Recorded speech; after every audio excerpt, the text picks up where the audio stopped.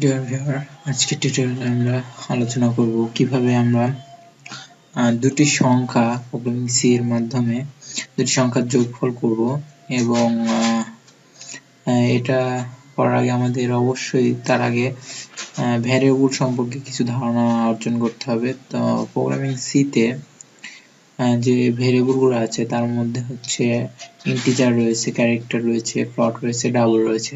সাধারণত এই চারটা ভ্যারিয়েবল ইউজ করা হয়। এছাড়া শর্ট, লং এগুলা ভ্যারিয়েবল টাইপের মধ্যে পাওয়া যায়, কিন্তু মেইনলি আমাদের কাজের জন্য বেশিরভাগ ক্ষেত্রে আমাদের এই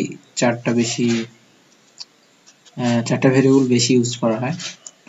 তো ইন্টিজারের মধ্যে আমরা সাধারণত জানি যে নাম্বার গুলা থাকে, যেমন 1 2 3 0 থেকে শুরু করে যতদূর পর্যন্ত সংখ্যা যায় সেগুলো সাধারণত ইন্টিজারের মধ্যে থাকে।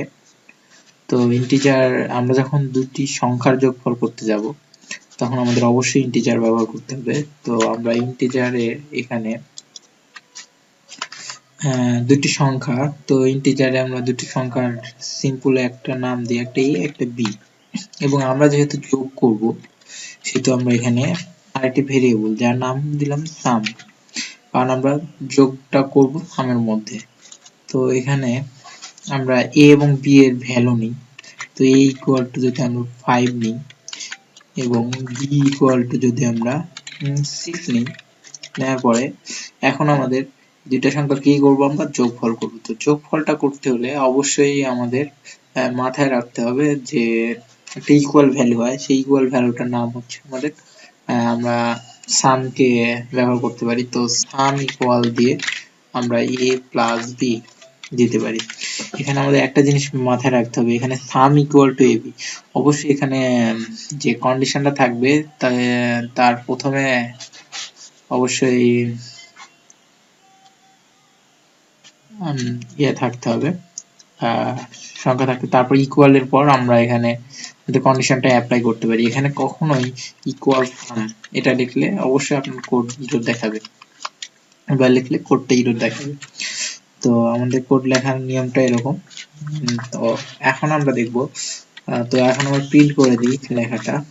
তো %d কমা, হ্যাঁ আমাদের %dটা এটা ইন্টিজারের ক্ষেত্রে অবশ্যই আমরা %d ইউজ করব, এবং যখন আমরা ক্যারেক্টারে যাব তখন এটা %c ব্যবহার করব।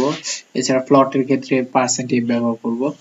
তো আমরা এখন যেহেতু ইন্টিজার ব্যবহার করতেছি সেহেতু আমাদের %d ব্যবহার করতে হবে, এবং আমরা কোন ভেরিয়েবলটা প্রিন্ট করতে যাচ্ছি, অবশ্যই আমরা সামকে প্রিন্ট করতে যাচ্ছি, কারণ সাম হচ্ছে আমাদের টোটাল যে মানে ম্যাথটা করেছি 5 এবং 6 এর যোগফল, সেটার আউটপুট দেখাবে। তো এখানে আমরা সাম লিখে দিই, তারপর আমাদের প্রোগ্রামটা শেষ করি। হ্যাঁ এখানে রিটার্ন 0 এটা সম্পর্কে। তো এখন আমরা এখানে এটা আমরা রান করে দেখি কি হয়। আমাদের আউটপুটটা 11, হ্যাঁ আমাদের আউটপুটটা 11 দেখাইছে।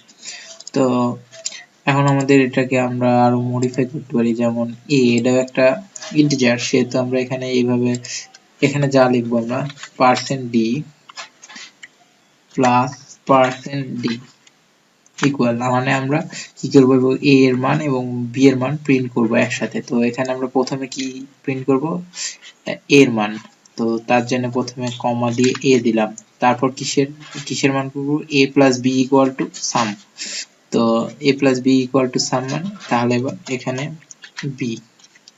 তো আমাদের সিরিয়াল অনুযায়ী এখানে a এর মান অর্থাৎ 5, তারপর প্লাস চিহ্ন আসবে, তারপর আমাদের কি আসবে, b এর মান 6, এখানে b এর মান 6 অর্থাৎ b, তারপর আমাদের ইকুয়াল এর পর কি আসবে, আর একটা %d সাম অর্থাৎ ইকুয়াল ভ্যালুটা আসবে। আমরা দেখি, হ্যাঁ এই তো প্রথমে 5, এর মান 5, তারপর b এর মান 6, আমাদের কোডে এখানে বলা আছে, তারপরে কি b আসবে, b এর মান আসছে, তারপর সাম এর মান আসছে। তো ডিয়ার ভিউয়ার, আমরা এইভাবে দুইটা, তিনটা, চারটা, আপনারা যত খুশি এটা আপনারা যোগ করতে পারেন। এখানে আমরা আরেকটা নিয়ে দেখিয়ে দিই 7। তো এখানে সি, তো সিটা পরে দিই, সুন্দর লাগবে। Plus C. তো এখানে plus percent D comma C. দেখা যাক